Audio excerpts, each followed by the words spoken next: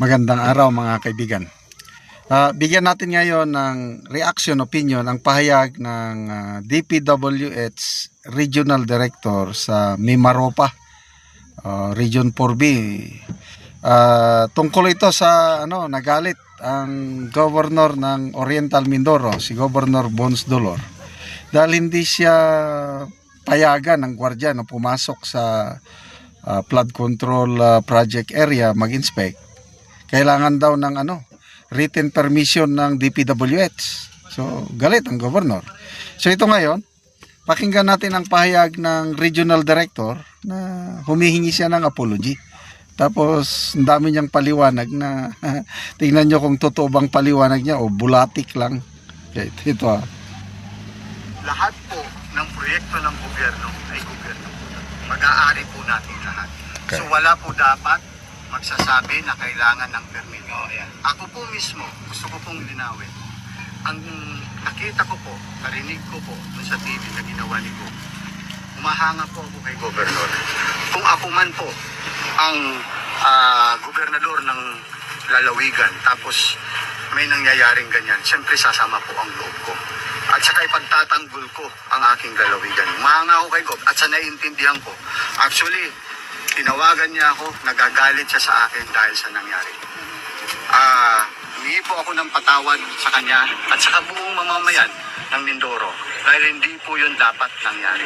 Ulitin ko, hindi po dapat nangyari. Pero hindi ko po instruction, personally or mga tao po man, na pagbawalan ang kahit sino, lalong-lalo na ngayon na may issue tayo sa flood control. Bawal natin pigilan ng kahit sino.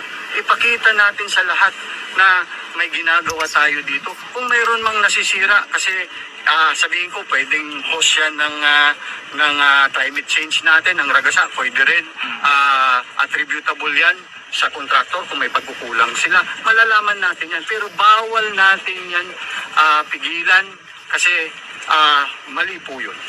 Ito, ilagay ko lang sa perspektibo. Okay, so I don't know anong dating sa inyo itong paliwanag ng regional director.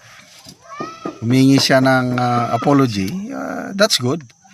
Kaya lang ang issue dito yung quality ng flood control projects na under ng supervision ng DPWH. Grabe, nakakadismaya, nakakainis, I don't know how will I describe. Yung in-inspect ni Governor Dolor na flood control project dyan sa Nauhan, Oriental Mindoro, sa may mag-asawang tubig. Kabisado ko yan dahil na-assign ako sa Mindoro ng halos 4 years. Ang aming headquarters nasa Nauhan. Palaging nababaha ang bayan na yan. So, nagpasalamat si Governor Dolor sa pundong nailaan, kaya lang grabe naman ang 1 billion pesos ang worth ng dike. So, halos per kilometer 1 billion per kilometer. So, 3 kilometers yun. Ibig sabihin, 3 billion. Tapos yung naipakita sa TV, nag-inspeksyon ng governor. Grabing napaka-substandard. Kanina, may napanood akong Facebook reel. Nagpapasalamat si Governor. Sabi niya, sa wakas, nakakita ko ng nag-iisang bakal. 3 kilometers na dike. Isang na milagro. Nagkaroon ng isang bakal kaya nagpapasalamat na lang siya. Oh, ito ang dapat sagutin ng DPWH. Tanong ni Governor, paano yan nakapasa? Di ba may quality control, may ang daming mga requirements bago matanggap. Ang laking kaibahan nung panahon ni PRRD. Yung kalsada papunta sa aming farm sa bandang Bukidnon. Ginawa ng kontraktor. Mamaya may nag-inspect. May mga portion ng highway na substandard Hindi naman buong ano, may mga portion lang.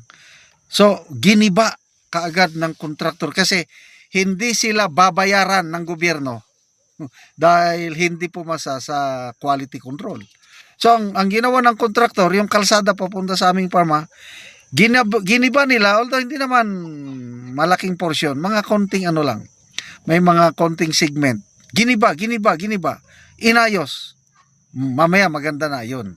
Nabalitaan ko na lang, binayaran na sila ng gobyerno dahil pumasa na sila sa quality control. Ganon po ang sistema panahon ng Duterte administration. Kaya yung buong 6 years ng Duterte administration, yung build, walang ganitong issue na lumalabas. Ngayon lang, itong administrasyong Marcos Jr., grabing talamak ang korupsyon. Nakakainis na. At ito, magandang development ang mga mayors for good governance. Sina Mayor Magalong, Mayor Vico Soto, Mayor Belmonte, Mayor City Hataman ng Isabela City, na plus other mayors, may marami-rami ng pumirma.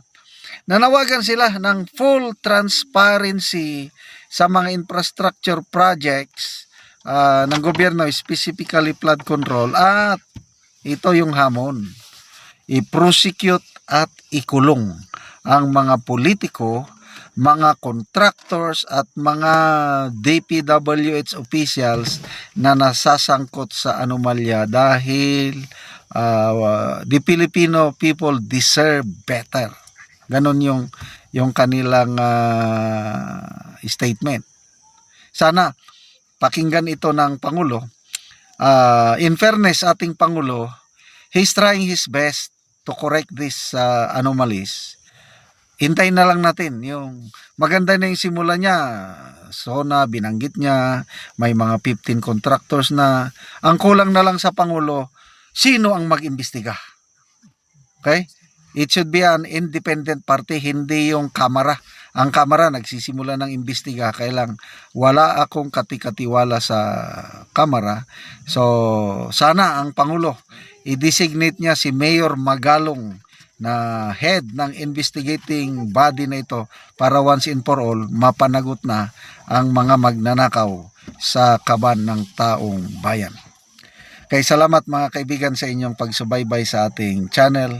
Nakakatulong kayo na malaki sa Tribong Talandig ng Bukidnon dahil ang sweldo natin sa channel na ito, pantulong ito sa tribo. Namimigay tayo ngayon ng mga libreng yero at pako para makapagpatayo sila ng mas maayos na tirahan. Panoorin nyo ang video na ito. Batok na siya sa iyang balay. So mo na yung atupan nga iyang balay.